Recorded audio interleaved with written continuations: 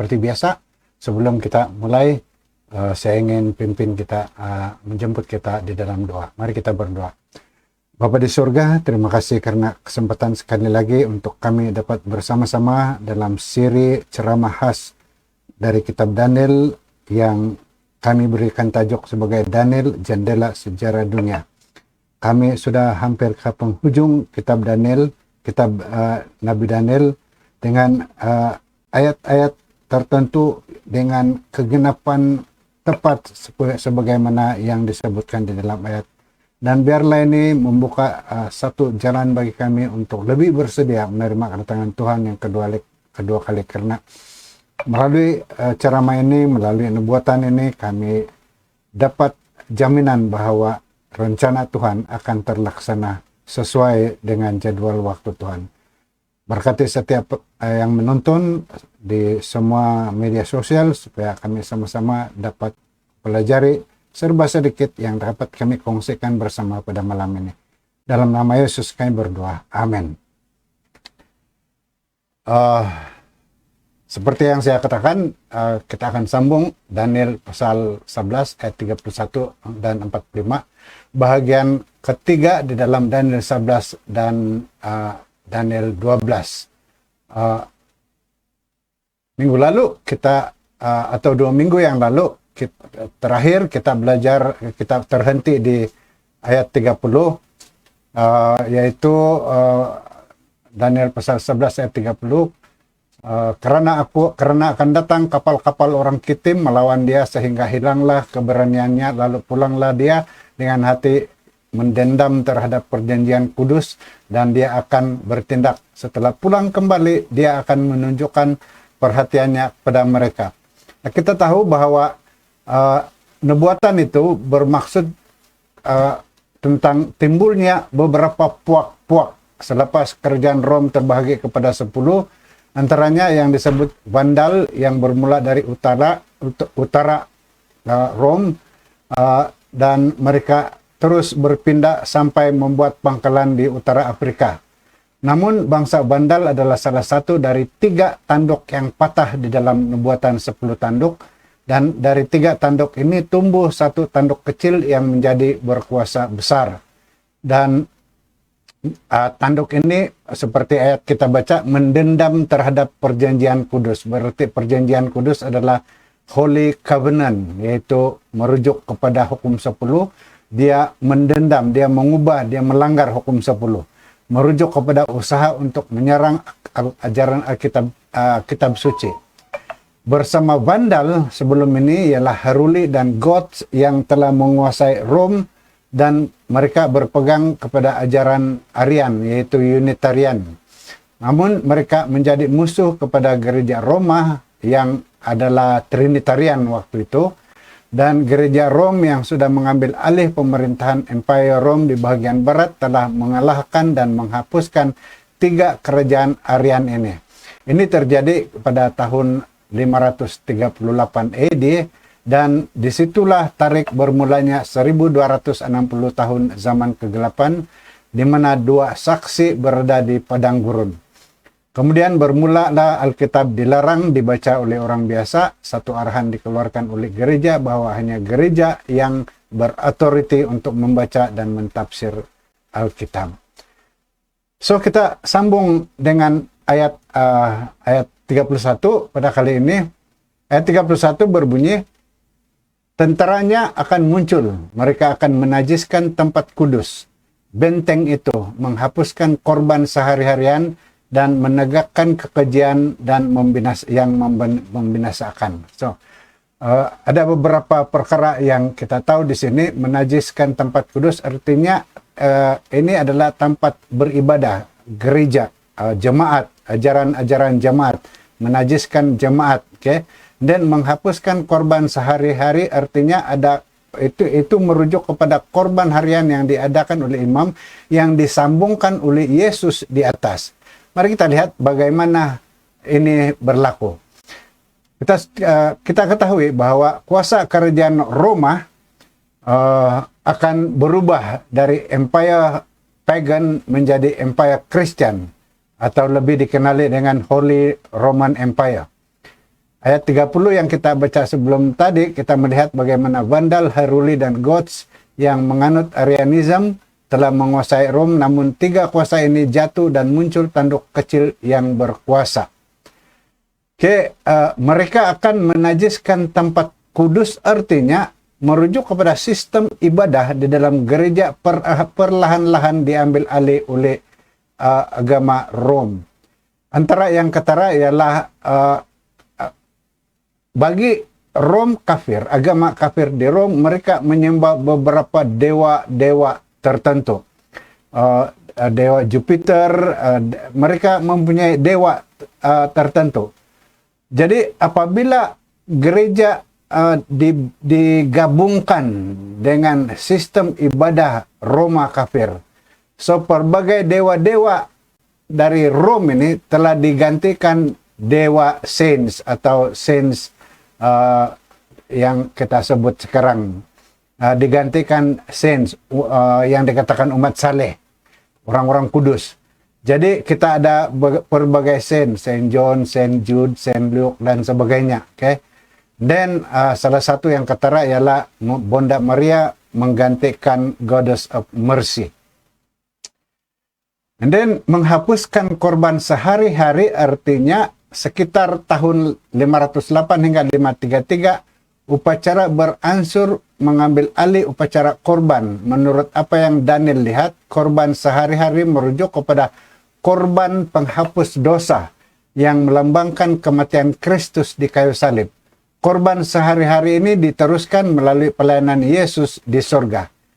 Namun satu upacara alternatif sedang dijalankan pada setiap minggu di dalam gereja tertentu yang mengambil alih upacara yang Yesus telah selesaikan di atas salib dan Yesus sedang selesaikan laksanakan di sorga.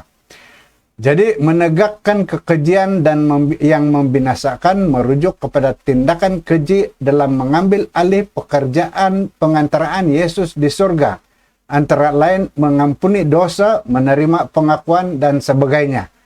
Dan kadangkala menjual indulgence, artinya pengampunan boleh dibeli. Di setiap bilik pengakuan terdapat ramai orang yang mengaku dosa mereka di hadapan sesama manusia dengan tujuan mendapat keampunan dosa. Terdapat juga penjualan surat pengampunan dosa. Ini yang disebut tentang indulgence. So, itu yang ayat 31. Ayat 32. Dan orang-orang yang berlaku fasik, terhadap perjanjian. Perjanjian ini adalah covenant, firman Tuhan. So, setiap kali Daniel menyebut perjanjian atau tanah permai, ini merujuk kepada covenant, Alkitab, firman Allah. Tanah permai merujuk kepada Palestina, tempat orang Israel, Jerusalem, dan juga Jerusalem di sorga. So di sini mari saya ulang lagi membaca, dan orang-orang yang berlaku fasik terhadap perjanjian akan bujuknya sampai murtad dengan kata-kata licin. Tetapi umat yang mengenal Allah akan tetap kuat dan akan bertindak. Saudara, ramai umat Kristen, orang-orang yang berpegang pada perjanjian, yaitu kitab suci yang setia, akan dipujuk sampai mereka murtad. Mereka akan meninggalkan kitab suci dan mengikuti ajaran ibadah, ajaran dan dogma gereja ditentukan oleh para pemimpin gereja yang sudah murtad. Nah, di dalam ayat ini, tetapi umat yang mengenal Allah akan tetap kuat dan akan bertindak. Pada masa ini, pada masa yang sama akan wujud satu kaum yang mengenal Tuhan mereka, dan mereka ini akan menjadi kuat dan melakukan berbagai cara untuk mengekalkan kesetiaan.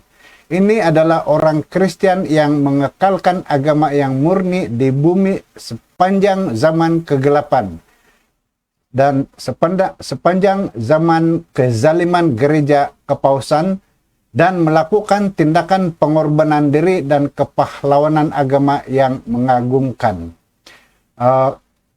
Ini antara lain yang kita baca di dalam sejarah ini. Yang menonjol adalah suku-suku Waldenses di Prancis, Albigenses, dan juga Huguenots.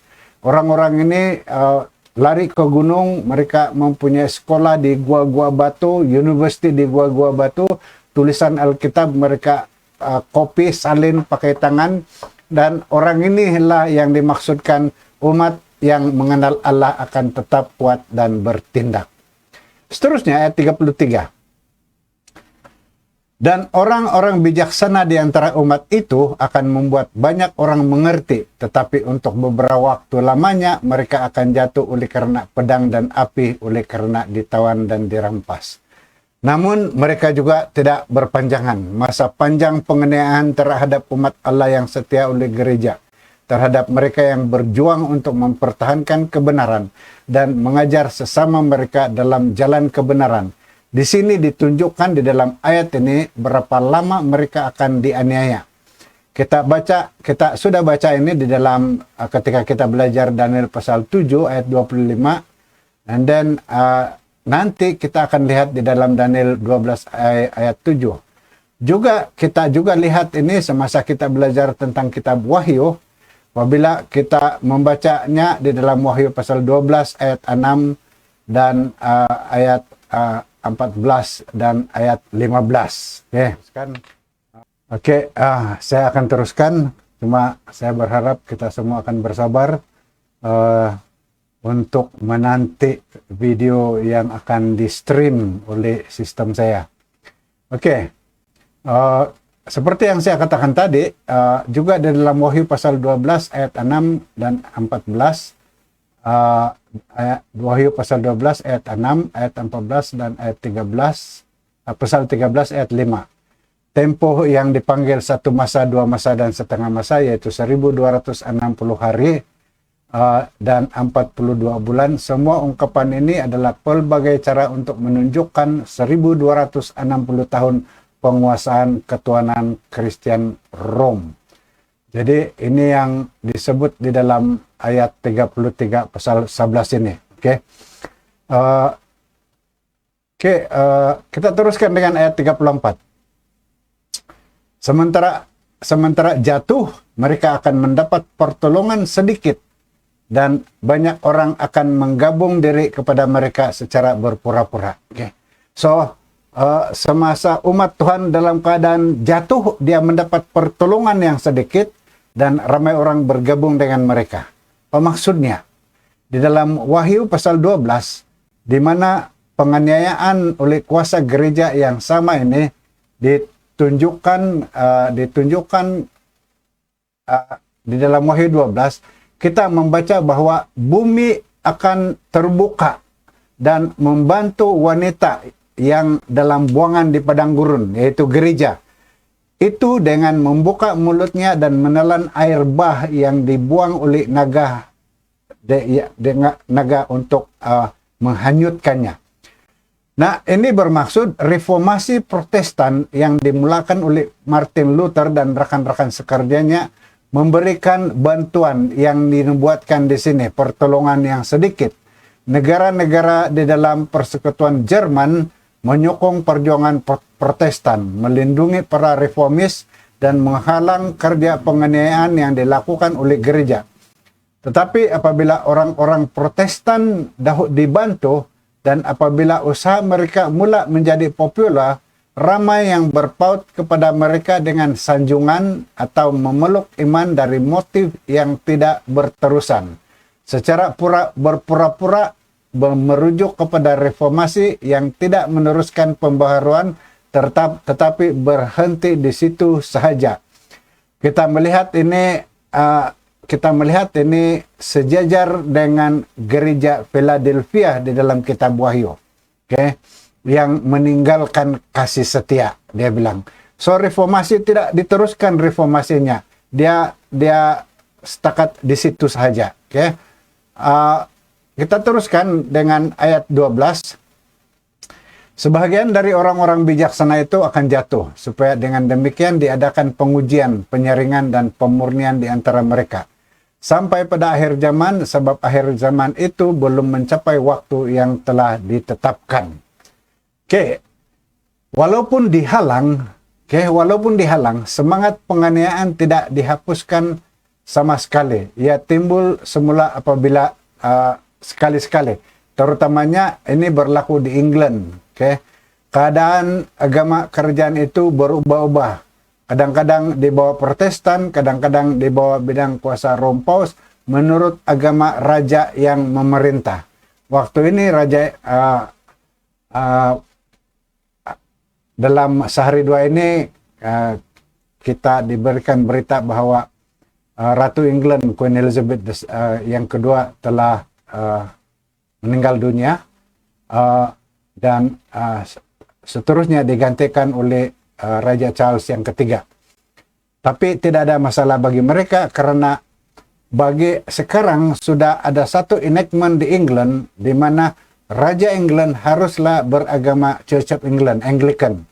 Supaya karena Raja England juga adalah ketua agama The Church of England. Tetapi waktu di zaman pertengahan ini kadang-kadang ada perebutan kuasa di antara raja-raja. Terutama satu masa apabila Ratu Mary, Queen Mary, merampas takhta British, takhta Inggris. Lalu berlakulah satu era yang disebut Bloody Queen Mary. Berarti karena Queen Mary ini adalah antara yang sangat kejam, okay, di waktu itu. So, agama England bergantung kepada agama raja yang memerintah. Namun England seterusnya tetap menjadi pejuang Protestan. Yang Protestan artinya yang memprotes gereja Roma.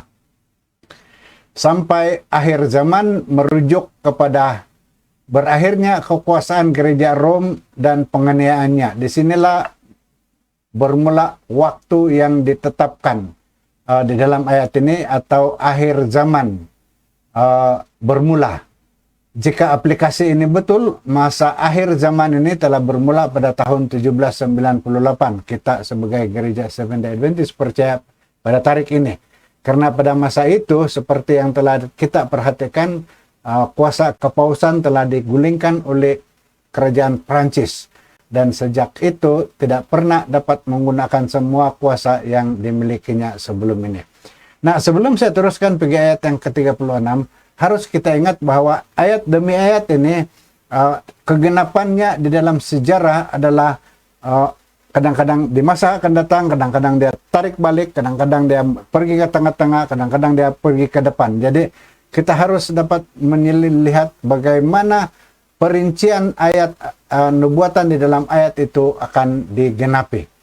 Karena di sini kita berbicara tentang Prancis yang menggulingkan kuasa kepausan. Tetapi ayat seterusnya Prancis belum lagi sampai kepada era Napoleon. Oke, so mari kita baca ayat 36. Raja itu akan berbuat kehendak hati, sekehendak hati. Dia akan meninggikan dan membesarkan dirinya terhadap setiap Allah. Juga terhadap Allah yang mengatasi segala Allah. Ia akan mengucapkan kata-kata yang tak senonoh sama sekali. Dan dia akan beruntung sampai akhir murka itu. Sebab apa yang telah ditetapkan akan terjadi. Raja di sini merujuk kepada satu kuasa yang akan melakukan sesuka hatinya. Dia akan meninggikan, membesarkan dirinya. Malah dia akan bukan sahaja Allah Yahweh akan ditentangnya, tetapi setiap bentuk agama di muka bumi ini akan ditentangnya.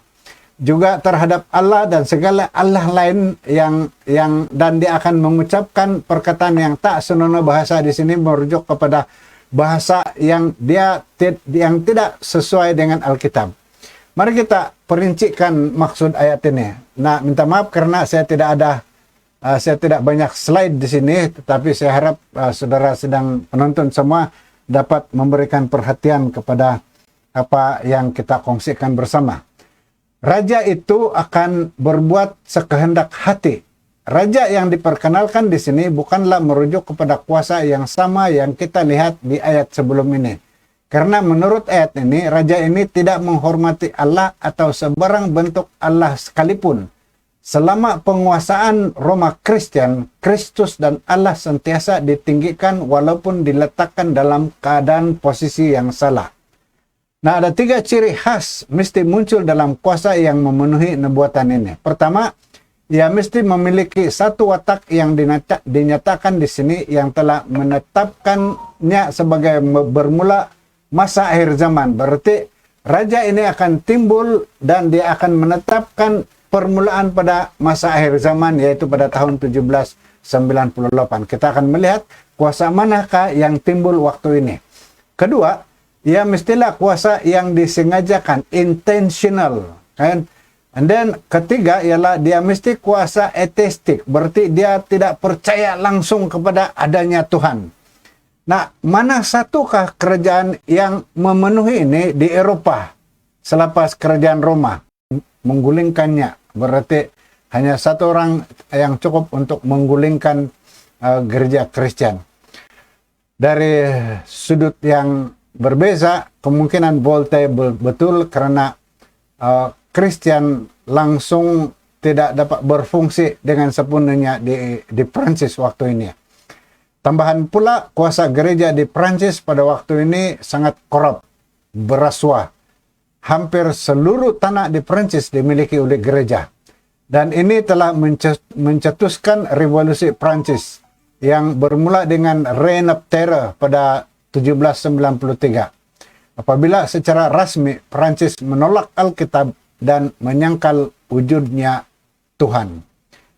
Jadi Anda mungkin ingin membaca beberapa daripada petikan Voltaire karena di samping menolak Tuhan, menolak adanya Allah, ada juga tulisan-tulisan Voltaire yang sesuai untuk kita baca karena dia banyak mengubah pemikiran sosial bagi Eropa modern hingga pada waktu ini juga.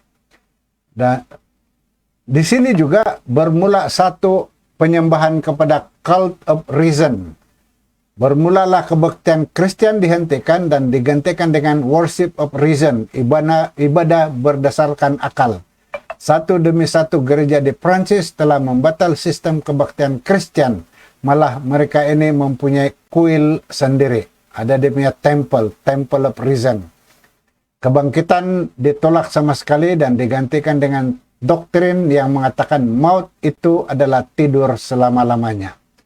Pada tahun yang sama, Presiden Prancis yang telah merebutkan kuasa dari Raja Prancis berkata, makhluk yang agung, ada supreme being, tapi bukan Allah. Itu tidak berkehendakkan perbaktian selain daripada ibadah akal. Dia berkata, supreme being does not need our worship, dia bilang. Selain daripada worship of reason. Nah, ayat berikut, ayat 37 akan menunjukkan kegenapan nubuatan ini di Prancis. Mari kita baca. Juga para Allah nenek moyangnya tidak akan diindahkannya. Baik pujaan orang-orang perempuan maupun Allah manapun juga tidak akan diindahkannya. Sebab terhadap semuanya itu dia akan membesarkan diri. Saudara, institusi keluarga ketat dipelihara oleh gereja sehingga kini. Ada satu sistem gereja Roma di mana orang yang berkawin di dalam gereja tidak boleh berkawin dan bercerai, dan dia ingin kawin balik, dia tidak boleh berkawin balik kecuali mendapat kelulusan daripada Rom. So institusi keluarga dipelihara dengan ketat oleh gereja sehingga kini. Namun nubuatan ini mengatakan orang-orang perempuan maupun Allah manapun juga tidak akan diindahkannya. Ini bermaksud satu perintah, satu decree telah dikeluarkan pada September 20, 1792 yang meluluskan bahwa perceraian antara suami istri boleh dilakukan dengan hanya menyatakan hasrat untuk bercerai. Sama seperti aku ceraikan kau, jadi sah, dia boleh cerai. Ini terjadi waktu 1792 di Prancis. Dan tidak semestinya alasan itu berdasar kepada Alkitab. Suami istri yang bergaduh boleh saja melafazkan cerai. Dan dalam masa satu tahun waktu itu, 1792, 5.994 perceraian telah diluluskan oleh kerajaan Prancis. Sebelum ini hanya ketua gereja di Rom yang boleh meluluskan perceraian. Wanita pula bertukar suami dengan kerap, demikian juga dengan lelaki.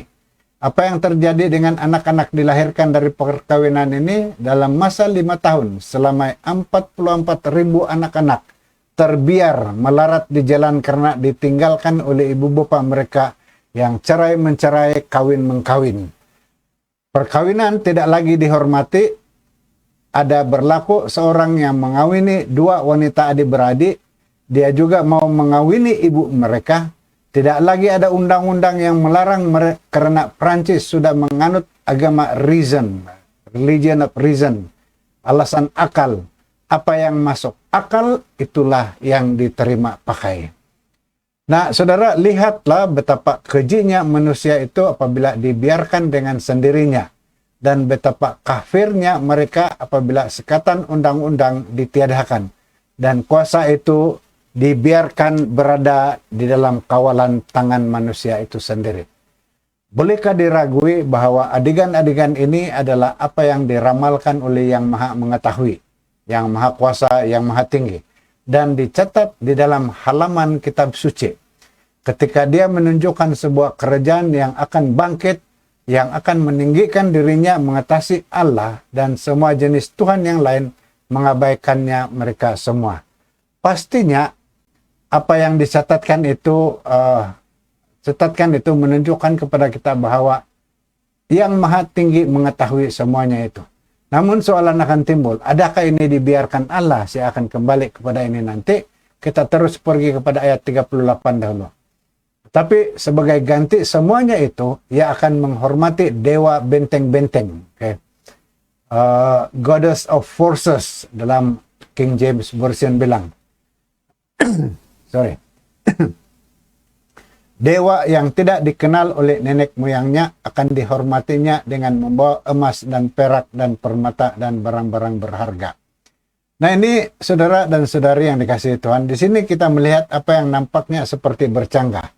Bagaimana mungkin sebuah kerajaan yang menolak semua bentuk penyembahan kepada setiap jenis Tuhan tetapi menghormati dewa benteng-benteng, dalam bahasa Inggrisnya God of Forces. Namun itu terjadi di Prancis. Okay? Ketika anarki dan kacau bilau tanpa undang-undang berlaku, pihak berkuasa sedar perlukan ada sistem perundangan yang betul.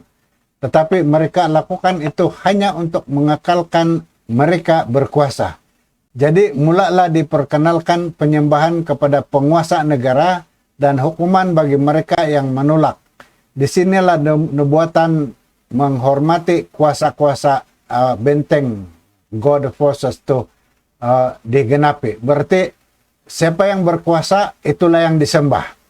Semasa penyembahan akal yang hebat menjadi berleluasa di seluruh negara Prancis, para pemimpin revolusi dikenali dalam sejarah sebagai para atheist. Tetapi tidak lama kemudian mereka berpendapat bahwa satu bentuk agama dengan kuasa sekatan yang lebih ketat harus diperkenalkan untuk mengatur urus rakyatnya. Di samping God of Reason, Prancis memperkenalkan penyembahan kepada Supreme Being. Namun apapun, ia hanya meneruskan ibadah kepada God of Reason. Prancis terus dalam keadaan kacau bilau. Kita teruskan nubuatan ini, dan dia akan bertindak terhadap benteng-benteng yang diperkuatkan dengan pertolongan dewa asing. Siapa yang mengakui dewa ini akan dilimpahi kehormatan. Ia akan membuat mereka menjadi berkuasa atas banyak orang, dan kepada mereka akan dibahagikan tanah sebagai upah. Okay. Benteng-benteng ini merujuk kepada kuasa, forces, government forces, kuasa kerajaan yang memperkenalkan dewa asing yang bermaksud penyembahan kepada paganisme, supreme being. Itu tidak merujuk kepada Allah. Dan ini telah diluluskan oleh Dewan Parlimen, National Assembly, Dewan Kebangsaan, sama seperti Dewan Rakyat kita, Parlimen kita. Dan mengekalkan penyembahan kepada Goddess of Reason juga. Dengan ritual kekafiran yang juga dilakukan, diluluskan oleh National Assembly untuk diikuti oleh orang Prancis. Ini berterusan hingga Napoleon diangkat menjadi Provisional Consulate pada tahun 99, okay? Nah, seperti yang saya katakan awal tadi, semua tanah di Prancis sebelum ini dimiliki oleh gereja dan beberapa tuan tanah yang memiliki keluasan tanah yang besar. Selepas revolusi Prancis, pemilikan tanah oleh kaum bangsawan dan gereja dihapuskan. Tanah mereka dirampas dan dibahagi-bahagikan sebagai upah kepada rakyat Prancis yang menyokong kerajaan. Yang lain dijual secara lelong. Rampasan seluas 2/3 daripada hartanah oleh kerajaan yang timbul daripada Decree Convention terhadap pendatang, padri, dan lain-lain, dan orang yang disabitkan kesalahan di dalam tribunal ini telah mengumpulkan dana. Tanah-tanah di orang itu telah diambil dan telah mengumpulkan dana lebih daripada 700 juta uang Prancis, kan? Pound sterling untuk digunakan oleh kerajaan, kan? Jadi siapa yang mengakui dewa ini dilimpahi kehormatan, tanah diambil untuk diberikan kepada mereka. Bilakah suatu peristiwa berlaku dan di negara manakah yang memenuhi nubuatan yang lebih lengkap daripada ini? Oke. Di Prancis juga ada satu reign of terror. Kita terbaca di dalam sejarah mengenai guillotine. Siapa yang tidak menyokong kerajaan akan dihukum pancung kepala menggunakan guillotine seperti yang kita nampak di sini.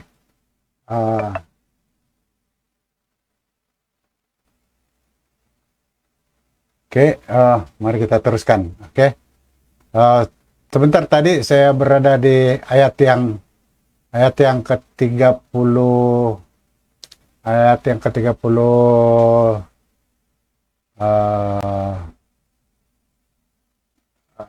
ayat yang ke-39.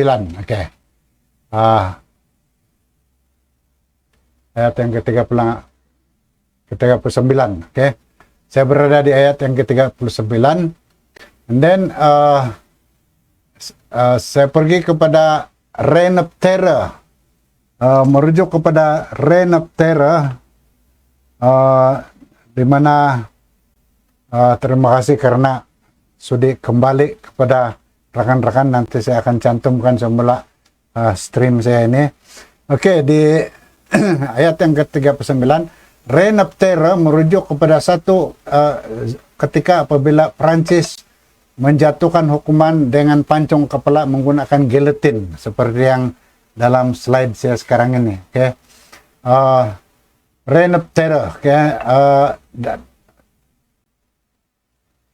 Daripadanya maka timbullah Napoleon Bonaparte untuk mengatur urus kacau bilau itu dan membawa kepada kenaikan dirinya sendiri mengetahui kerajaan Prancis, lalu menimbulkan rasa takut dari banyak negara-negara sekitar Prancis.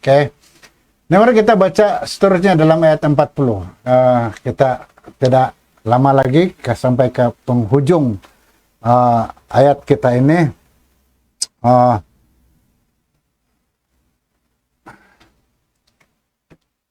Ayat 40. Tetapi pada akhir zaman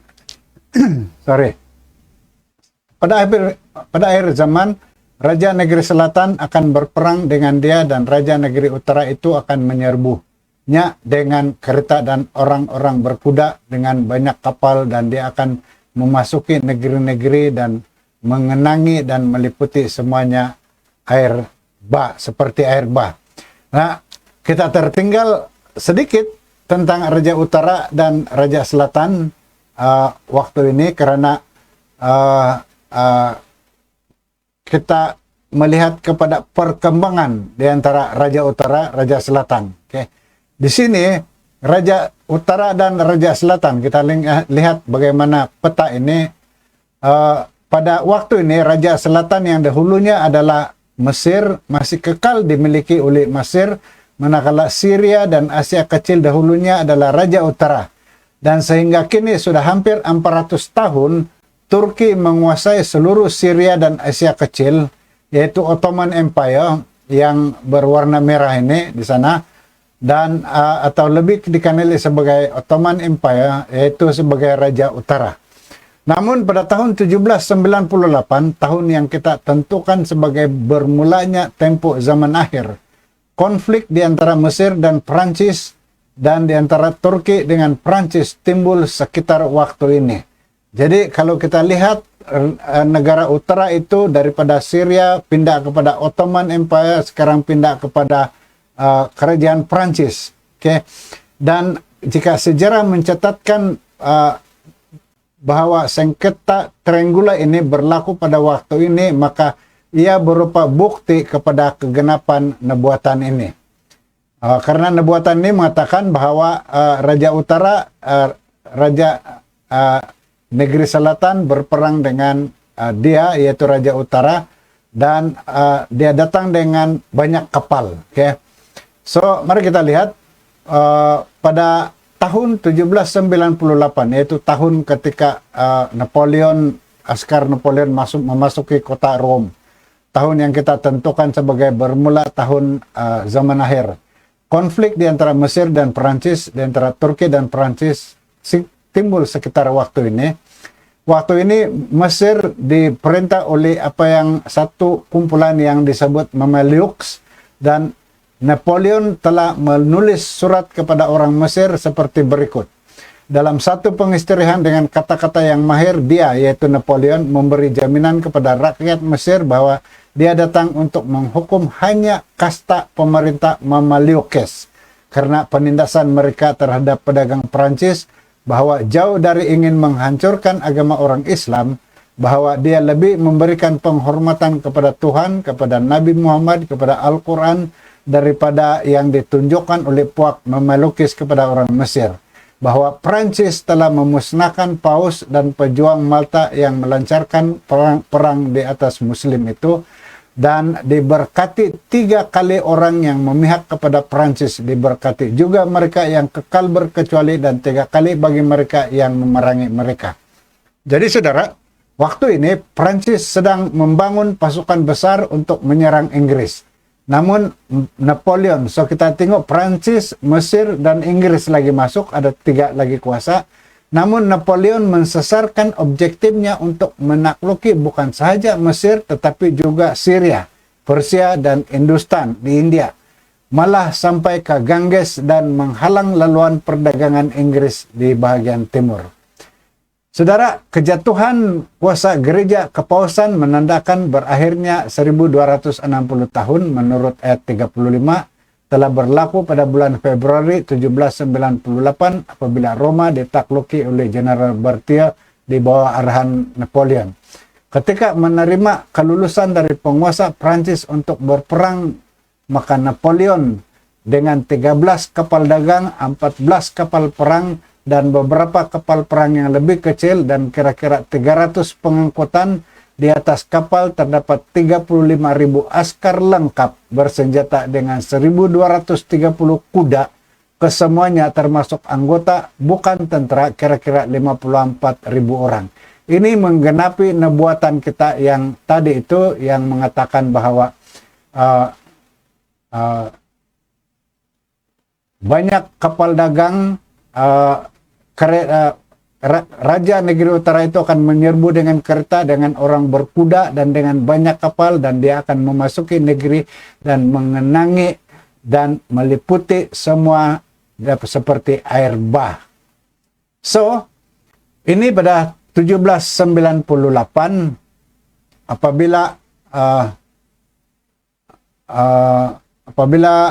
nubuatan digenapi, dengan kereta dan orang-orang berkuda dengan banyak kapal digenapi di sini.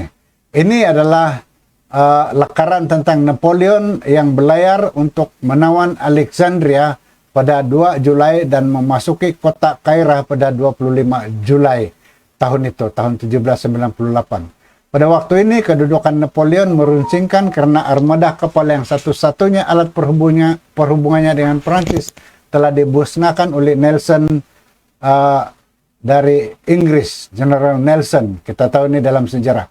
Pada 11 September 1798, Sultan Turki merasa cemburu terhadap Prancis, telah mengadakan pekatan dengan Inggris di Konstantinopel dan meminta supaya Mesir dibawa kekuasaan Ottoman Empire. Okay? Jadi oleh itu pada tahun yang sama Raja Utara Syria dengan Inggris. Konflik tiga penjuru ini terjadi pada tahun yang sama, 1798. Satu bukti lagi nyata kegenapan nubuatan yang menandakan berakhirnya nubuatan 2300 tahun dan bermulanya zaman akhir. Oke, ayat 41. Juga tanah permai akan dimasukinya dan banyak orang akan jatuh, tetapi dari tangannya akan terluput tanah Edom, tanah Moab, dan bagian yang penting dari Bani Ammon. Ketika meninggalkan kempen penaklukan di mana 1/3 daripada tentara telah menjadi bangsa perang dan wabak, Prancis berundur dari Saint John d'Arc, dan selepas perjalanan yang meletihkan selama 26 hari, mereka memasuki semula Kairah di Mesir, dan dengan demikian mereka meninggalkan semua penaklukan yang telah mereka lakukan di Yudea dan Palestina. Disebut dalam nubuatan ini sebagai tanah permai dengan semua wilayah, yaitu termasuklah Edom, Moab, dan Ammon terletak di luar sempadan Palestina selatan timur. Ini berarti bahwa suku orang Arab yang lain tidak dapat dikalahkan. Okay? Mereka masih menduduki padang pasir dan menerima uang esan tahunan 40.000 mahkota emas daripada Maharaja Ottoman untuk membenarkan khalifah bersama jemaah haji ke Mekah untuk mempunyai leluhon percuma. Jadi di sini tanah permai dimasukinya, banyak orang akan jatuh, tetapi dari tangannya akan terluput tanah Edom, tanah Moab. Berarti semua yang terluput berarti diselamatkan. Ini adalah bahagian-bahagian di mana Maharaja Kerajaan Ottoman telah membebaskan negara-negara ini, terutama sekali orang-orang Arab, di mana ramai orang yang perlu pergi ke Mekah untuk menunaikan ibadah haji mereka. Ini semuanya dibiarkan untuk selamat. Okay? Saya rasa karena ini di bahagian ini tidak ada kaitannya dengan nubuatan ini. Apapun 42 mengatakan dia akan menjangkau negeri-negeri dan negeri Mesir tidak akan terluput. Dia di sini ialah tentara Raja Prancis yaitu Napoleon yang menyerang Mesir dan menakluki pangkalan Turki di Abukir yaitu di Mesir. Ini berlaku pada 19 Mac 1801. Mesir ditawan sepenuhnya oleh kuasa asing, bermula dengan Prancis, Turki, dan kemudiannya Inggris. Ayat 43, ia akan menguasai harta benda emas dan perak dan segala barang berharga dari negeri Mesir, dan orang Libya serta orang Ethiopia akan mengikuti dia. Siapa ini? Dia ini di sini. Sultan Muhammad Ali, Raja Boneka Turki di Mesir, telah ditawan sepenuhnya, dan segala harta pungutan cukai dari negeri Mesir wilayah sekitar telah dirampas oleh kuasa asing. Sebelum itu, ini merujukkan kepada satu kuasa di mana Sultan Mehmed, Raja Boneka Turki, sudah ditawan dan seluruh wilayah ini sudah berada di bawah kekuasaan Prancis. Nah saudara, kita beralih kepada dua ayat terakhir, yaitu ayat 44 dan ayat 45. Saya akan baca dua ayat ini. Tetapi kabar-kabar dari sebelah timur dan dari sebelah utara akan mengejutkan hatinya, sehingga dia akan keluar dengan kegeraman yang besar untuk memusnahkan dan membinasakan banyak orang. Ia akan mendirikan kemah kebesarannya di antara laut dan gunung permai yang kudus itu, tetapi kemudian dia akan menemui ajalnya dan tidak ada seorang pun yang akan menolongnya.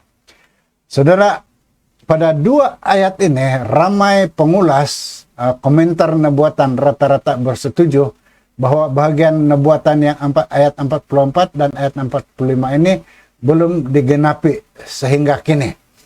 Kita harus perhatikan bahwa pada waktu ini kerajaan Ottoman masih waktu ini, yaitu pada 1801 kerajaan Ottoman masih berkuasa dan Empire Persia baru mula berkembang, begitu juga Empire Rusia baru mula berkuasa.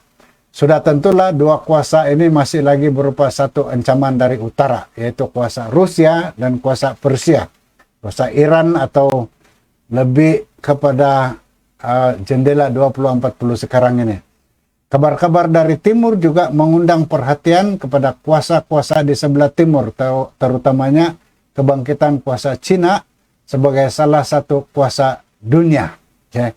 Dan kuasa-kuasa besar yang mempunyai keupayaan untuk memusnahkan dan membinasakan banyak orang.